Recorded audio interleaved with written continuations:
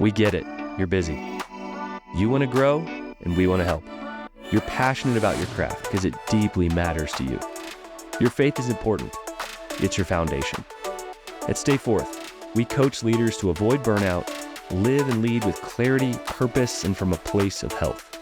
We want you to experience long-term impact. Welcome to the journey.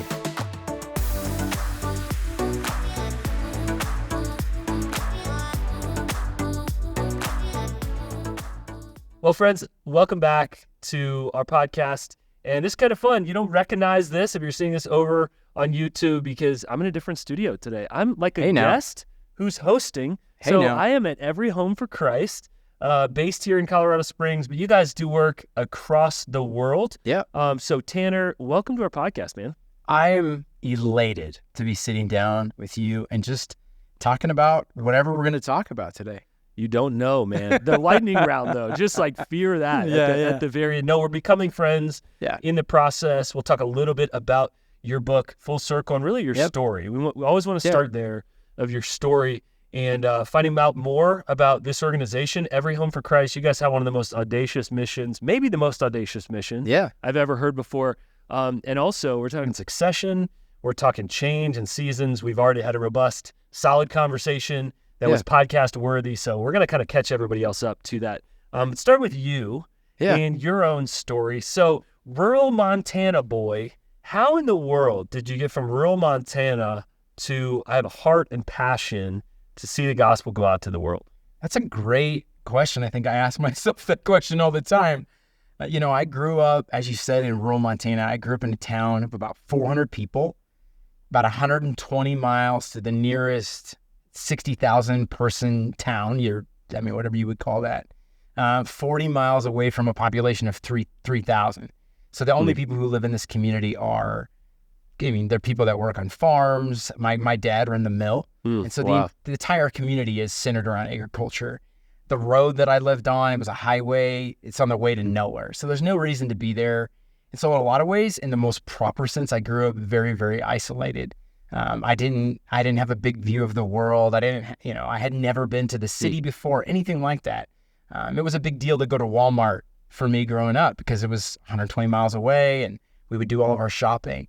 So in a lot of ways, I was not positioned to have a very big worldview just by the nature of it. But I had a grandfather who lived, that I lived just down the street from. Growing up, and he was a cowboy. He was like a true homesteader. Montana gathered wild horses from the prairie. Wow. I mean, Montana still has this like pioneer element, even to this day, that's unique, I think, in the lower 48 states. And he just befriended me as a young boy. I have a story of abuse growing up, and my grandpa would come, and I think he knew what was going on. He'd come and swipe me up. We'd go out in the country and just spend time collecting arrowheads and looking at rock formations, things like that. So he was just really beloved to me. It was a close relationship. Well, when I was 16 years old, he died. He passed on, and he left me an inheritance. He had about 40 grandkids, but he left me specifically an inheritance. And that inheritance, he wanted to be applied to me going into all the world, kind of taking the Matthew 28, go into all the world and preach the gospel. I was not a Christian at the time.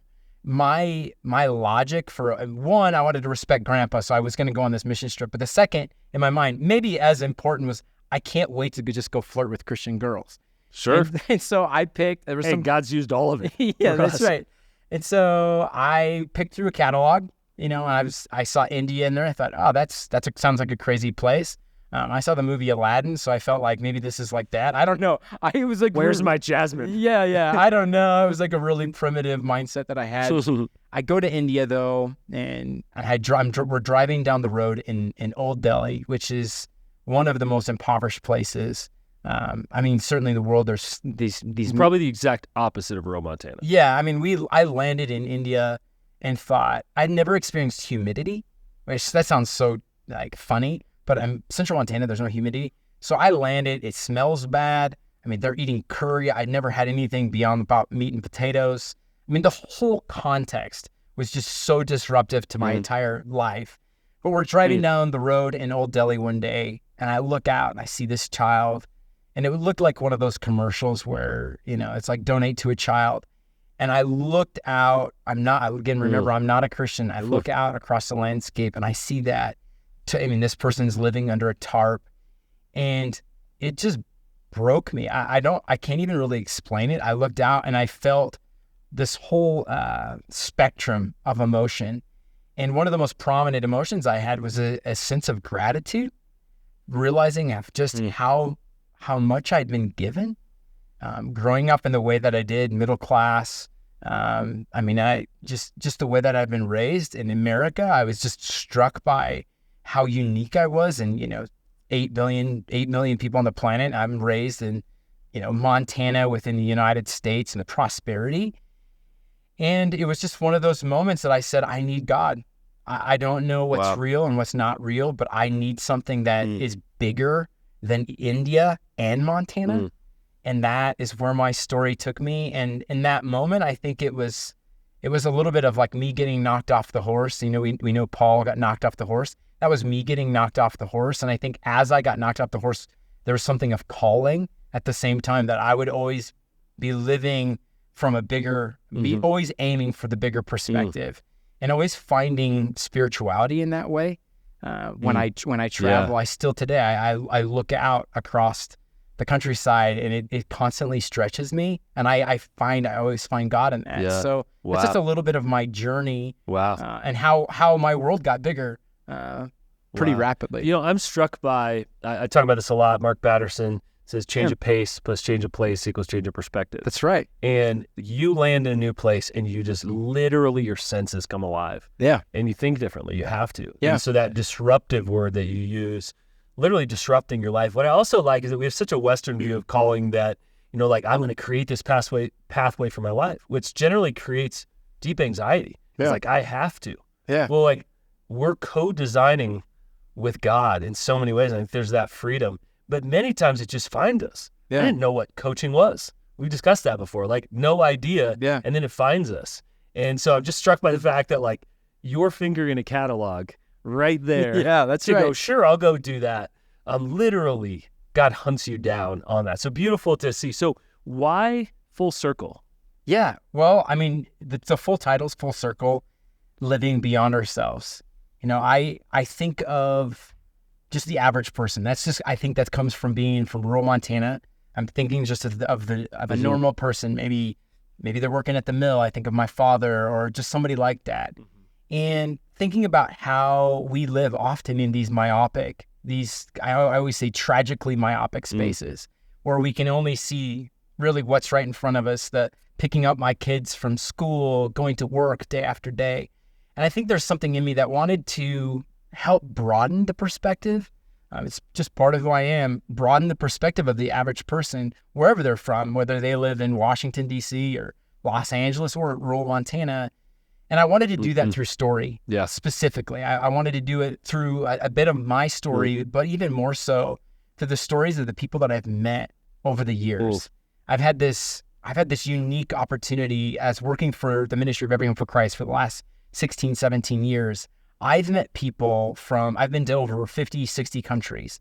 And in every one of those places, I'm sitting down, I'm having coffee, I'm having tea with beautiful people whose stories would blow your mind. And those stories have really shaped me. And they've been what has broadened my perspective over and over and over again. And so really the book Full Circle is a combination of my story, how my worldview expanded to see something beyond myself, but the way that people on my journey helped me do that. Maybe whether that was in Cuba or East Asia or in the Middle East or in Eastern Europe or in Russia or Latin America, how the Lord brought people along my journey. We crossed paths, and it changed my life. And so that was the heart of the book. It was actually, and it's through story. I'm not presenting myself as any kind of guru. It's intended to actually just be an easy read. It's not super long, but it's intended to open eyes. Is the word that I had for it. Very much disarming.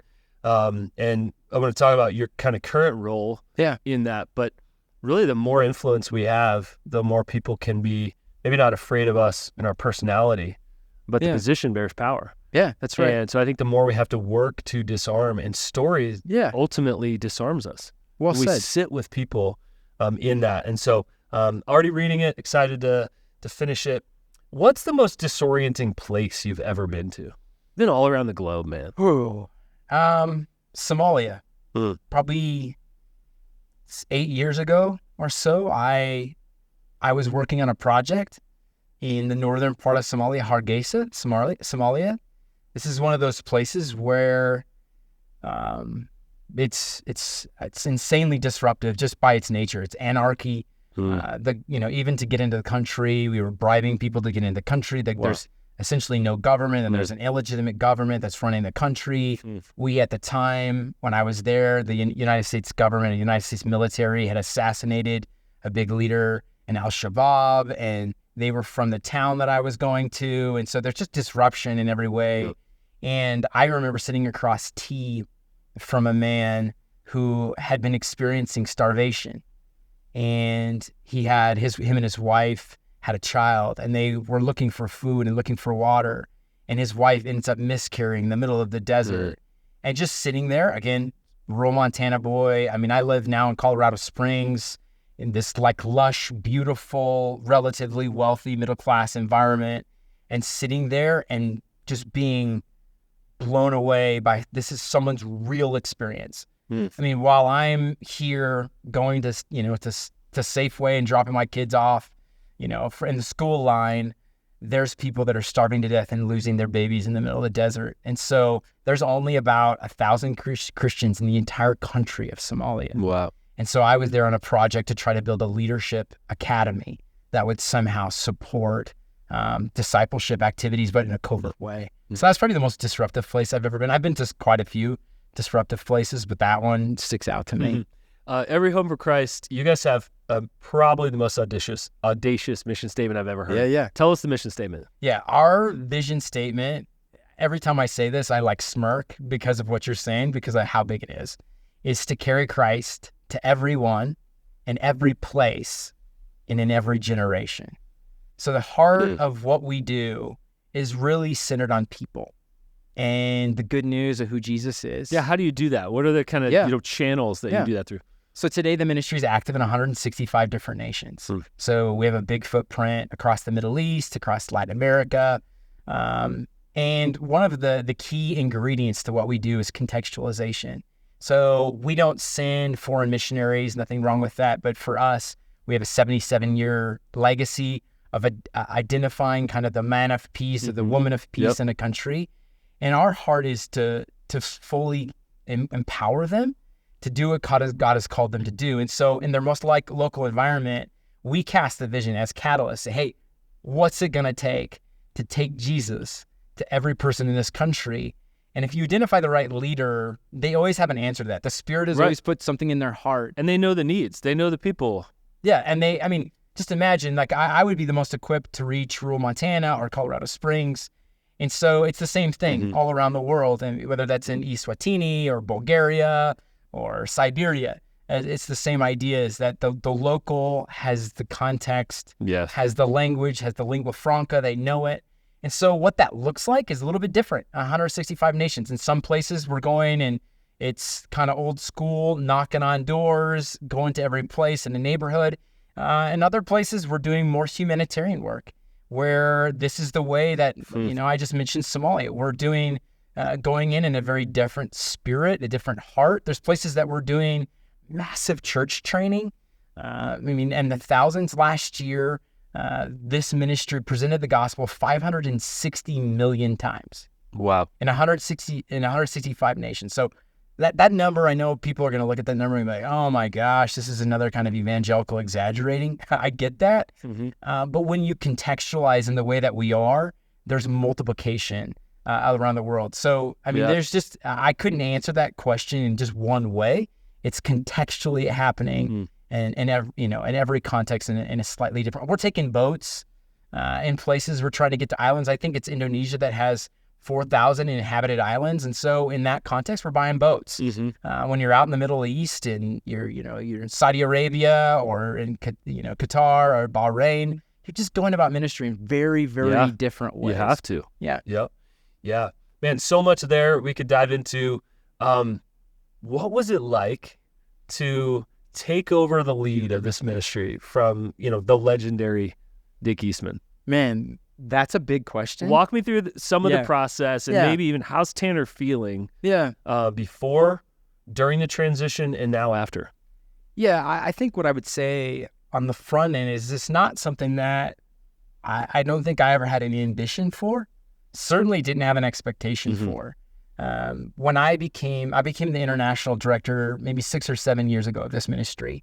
And as I took that, the international director is overseeing all of that ministry in those 165 nations. And as a relatively young leader, I had the opportunity to sit down with all of these older leaders, people who had been in the ministry for 30 or 40 years. And I would hear their stories. And the right way of saying it is they would haunt me.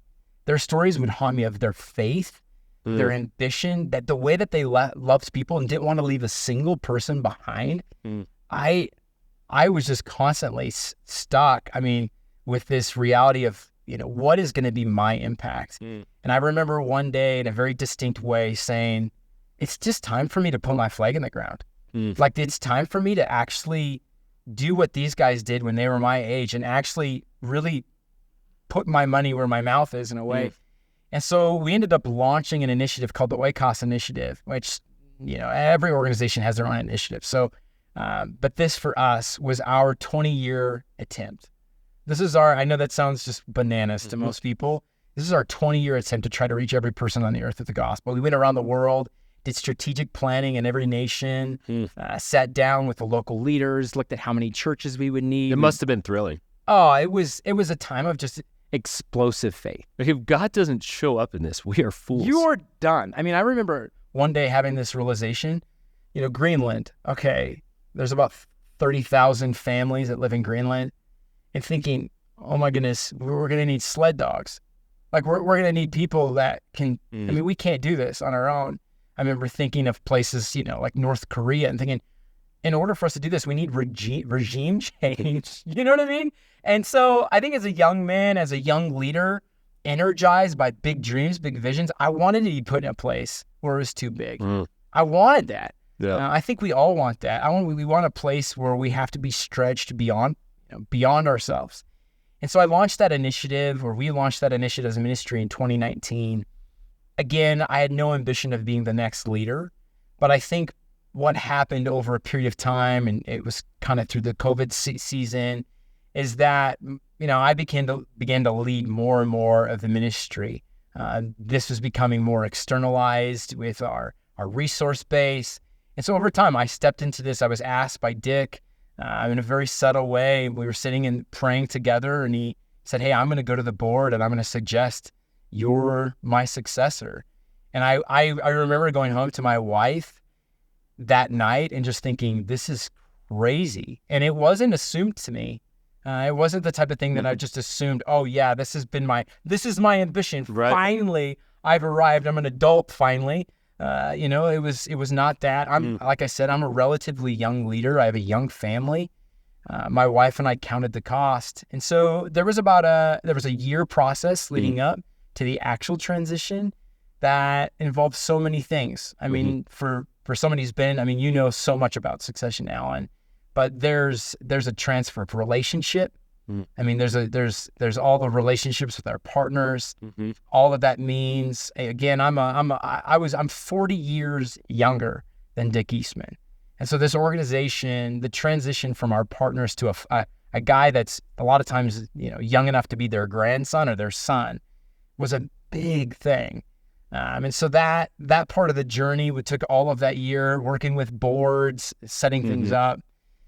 And what I didn't realize is that just the beginning of the story is when the actual transition takes. That's just the beginning. I think I thought, we've arrived. We got it. This is just going to be just like what I've always done, just maybe a little bit more responsibility. But in the last years, it's now been about 2 years, we've gone through a restructure. We've gone through a rebrand where we've, re-articulated our vision and our mission and our external branding to the community. We've launched numerous additional initiatives. It's just been a season of just radical change. And that's what I don't think that I expected. I don't think I expected tumult or the continual froth of being in a new leadership role, people adjusting to someone at a CEO and presidential level that's 40 years younger than the previous leader. I'm firmly millennial, so I take on all of the traits of a millennial. Dick was a very different generation, that older generation, and so there's just a big difference. And so there's just been a huge amount of adjustment, and that's, I mean, you're not asking, but if you were to ask me what the most difficult part of this succession process has been, is actually adjusting to finding a new normal, and the organization itself finding a new normal as I step into my role and they adjust to that. You feel like you found that yet? I would say getting there. I don't want to say that. And 2 years is a short amount of time. Yeah, that's right. And so I think I think restructuring, I think there's a lot of people that might be business-minded that listen to your podcast that would relate to how important the right team is and how hard that is. That's not as simple as just, you sit in a coffee shop and draw an org chart on a napkin. I mean, there's a lot to that. There's personality.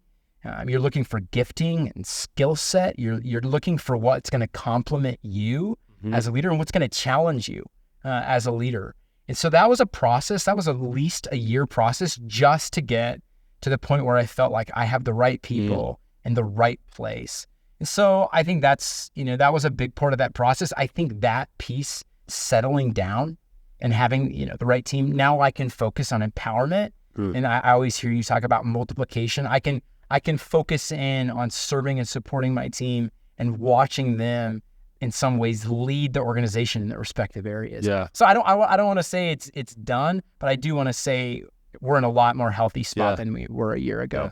Good. I mean, culture change, it's hard to quantify that too. The weight of that, it's hard to say, oh, this change, you're right. It isn't just this change, this spot. It's real people, real stories, real history. And that's a real big jump in terms of time, personality from you and Dick before we've mutual friend, Wes Stafford, who, you've admired at a distance. And I've gotten to say, like, what was behind the succession process? Yeah. Intentional communication, very clear right. steps, and just a whole lot of faith and adjustment afterwards. Because you never quite know what that's going to look like. And that huge change you guys have just made. It takes a lot of trust. I mean, the one thing I can say about succession. How did you guys fight for that? While you're on that, how did you and Dick fight for trust in the middle of this? What's going to sound funny, I talk about it actually in the book. There's a chapter in there called Chips and Salsa. You had me at Chips and Salsa. It's a fearless promotion.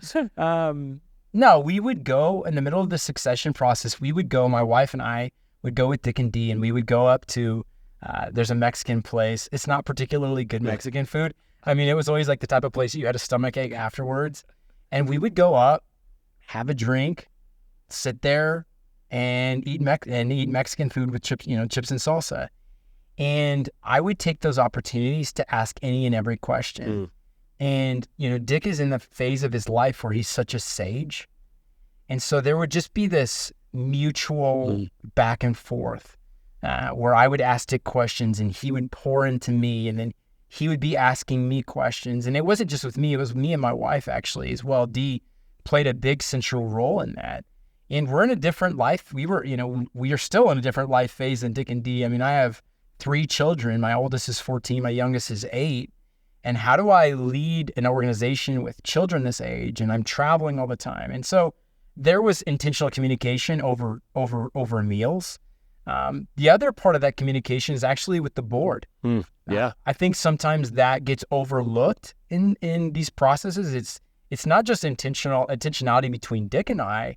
It's intentionality with the board that many have served for decades and supported this organization, and they're having to adjust to, I'm an active, passionate, catalyst, let's go take the hill type of leader, and they're having to adjust to that. And so I would say, as much as the communication between Dick and I had to be intentional, my governance structure has had to adjust to me. And so I developed a really close relationship with our board chair and our vice chair where they could speak honestly with me They can help me navigate some of the complex relationships and things like that.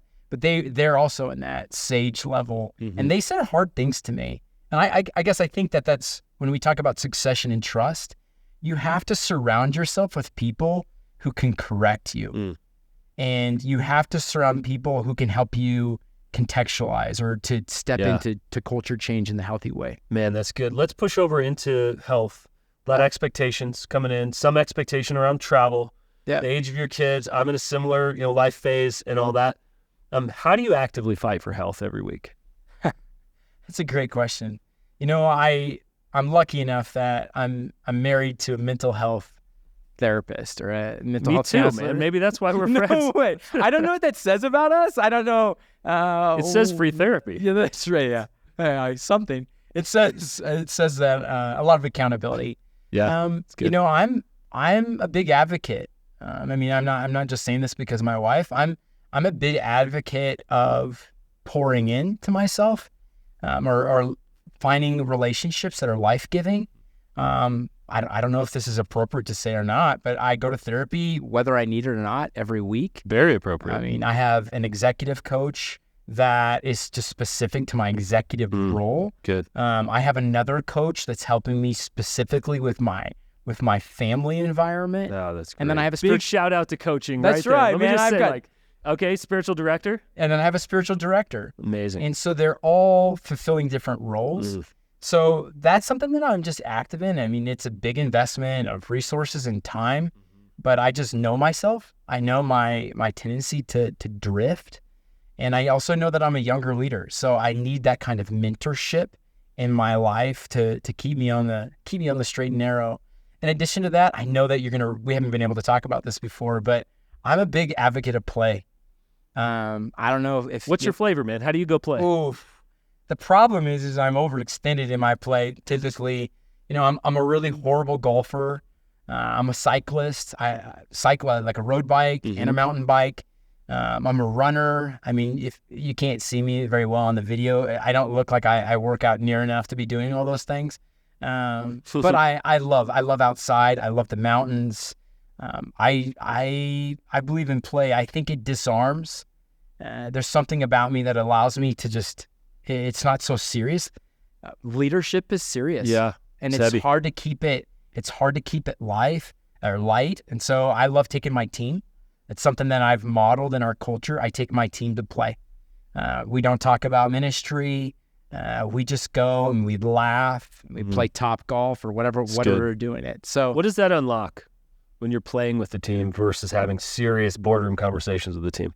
Connection, relational connection. It's a part of my leadership model. It's how I believe how I lead is eye to eye, face to face, and through trust. And so part of what play does is it allows us to have these relationships, to test relationships in an inconsequential way, in a way that is not, it's not important. So, when I play, I like to talk a little trash.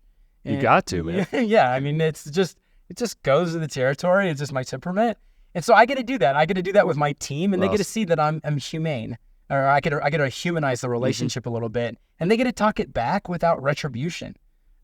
Because most days we're working in this highly professional environment, we're going back and forth, and I am the boss. Right. You would never think about talking trash to your boss. The power dynamic that isn't about your personality. It's just simply about your position. Yeah. The power differential that we experience in play, it dissolves. Yeah. Especially because I'm not like a good golfer, and they're better than me. Right. I think the trash talking is easy. Yeah. It's like, they get to see me in a different light, and so they get to see me as human, which I think is really important in relationship. Man, I talk a lot about that, write about a lot about that, and I think it's good for us as well. And one thing that I say is that I take my work very seriously. I don't take myself very seriously. Yeah, that's good. And to me, it's like there's a stewardship here, but if our whole life is sort of pressurized, here's the next thing, then like you said, we don't just get to be us. There's a human dynamic that can get lost at work accidentally. Like we're sitting in a studio and like this doesn't look or feel like a coffee shop, And so many, many times we don't bring the best of ourselves or the most normal of ourselves to work, where we can say, I'm struggling with my kid right now. I don't know what to do. is very different from, hey, what's our next initiative on this? I think there's something dehumanizing at times about leadership. Yeah. That you become kind of owned by the organization. And I think in my succession process, that's been one of the harder things is I feel like I'm owned by the organization. I have to be a face, for the organization. I have to be a voice for the organization. I write on behalf of the organization. Right. I'm sitting before multi-million-dollar donors on behalf of the organization. And the accumulation of that at times just feels like I'm only a worker. I'm at a loss for the word, but I'm owned. CEO versus Tanner. Yeah. They may know your position or what you represent before they actually know you. Yeah. And so back to play, I get to re-engage with Tanner as the human, which is, I like to joke around, and I'm not actually that serious of a person if you were to know me. And so it's just a way of rehumanizing that's good. Leadership for me. That's good. Before we get to the always feared lightning round, it strikes me you travel a lot and you love your family well and have pretty locked in routines with them. Any advice for folks that have to travel as part of their job, either nationally or internationally, to continue to love their families well in the challenge of being physically gone from them? Yeah. Alan, you talk about boundaries really well. And I love that. It's one of the things I love that you talk about. You talk about boundaries. I think getting good at saying no. I mean, really weighing out whether this isn't really truly important or not. Can I do this on a Zoom call? Is this a trip that only I can do? Is that your filter? Yeah. I mean, and it's not just my filter. I submit that to my wife as well. Honey, do you feel like this is a trip that only I can do? And I travel for a lot of different reasons, and we answer that question together. Sometimes we even bring the children into that, to that question. So that would be the first thing. I think you gotta be willing to say no in order to say yes. And when I say yes to that, I'm a sense being sent by my family, and there's a blessing that I leave with. So when I leave, and that you know how it is when you travel. There's an exit, but there's also a re-entry. Yep. There can be a mutual grace that we exercise in that. I would say that. And the other thing I would say is finding the rhythms that actually work for your family. Because for example, like what I've found is I can travel. I can take a lot of travel. The family can even take a lot of travel. I've been traveling for 17 years, international. I mean, at times, an international trip a month. I can travel quite a bit, but what I can't take is trips that are too close to each other. Yeah. For some reason, with my family, that I could doesn't identify. work. If you can't unload your suitcase and put it away in your drawers for a while, you're like too close. Yeah. And so it could be a 2-day trip. That's good. And then I'm home for 2 days, and I travel 2 days later, for 2 days after that. And that doesn't work for my family. And so I think having boundaries, and I don't know if that would be applicable to everybody in the same way. I think having those hard conversations with your family, saying, what hurts us? What's draining us when it comes to travel? And I think my wife would say, I don't mind you traveling most of the time. It's good. I believe in what you're doing. But she wants to have a voice in that, and she wants to make sure that I'm still honoring the family. Yeah. Oh, man. So good. All right. To the ever-feared lightning round. First question here. You got a mug that we can see. If you're watching on YouTube, you can see this here. And so let's say you attended this famed middle school, as the great Wolf on here. Nevin Platt Middle School. Nevin Platt Middle School. Shout out to Nevin Platt Middle School. We believe it's in Boulder, Colorado. Make up a fictitious story of you walking through Nevin Platt Middle School. Oh, wow. Tell us who you were in Nevin Platt. At middle school. Oh, yeah. When I was in middle school. Oh, yeah. What was your experience like at Nevin Platt Middle School? Oh, I mean, I love to play. I mean, I love people. And so if you saw me walking down the hall of Nevin Platt, I mean, I would be joking and laughing. I loved every group of people. I was into athletics. So I was a little bit more on the jock side, but I always got really good grades. And then we had a lot of diversity in my school. I just loved every clique. And so it was always my goal to kind of get in the business of every clique. Ooh. And I would try to do that by disarming. So joking around, laughing. I was in student council. I was a leader. But I was a connector, and I think I'm still a connector. Living the dream. All right, shout out to Nevin Platt, the Wolves. You know who you are out there. A bit of a podcast favorite here, Nevin Platt. Favorite cereal, favorite sugary cereal that's terrible for you. Cocoa Puffs. Cocoa Puffs. I mean, I like the milk at the end. You know what I'm saying? When you have Cocoa Puffs, you get to indulge in the puff itself, but at the end you have a nice little set of chocolate milk, and you get to drink that down. So it's because of its multifaceted. That's a whole episode right there. Cocoa Puff milk. All right, if you were going to start a business, didn't have to make any money, just for fun, what would you do? Wow. I kind of think I'm in it. I love empowering people. I love people. I love their stories. I love diversity. I love that everybody's not like me. And if there was a way that I could see them walk that out, whether that's, at the smallest level, at the biggest level, I get the most satisfaction about connecting with people in order to see them released into their world. Man, it just makes me emotional thinking about it. I get to do that through what I do right now. But a movie that makes you cry.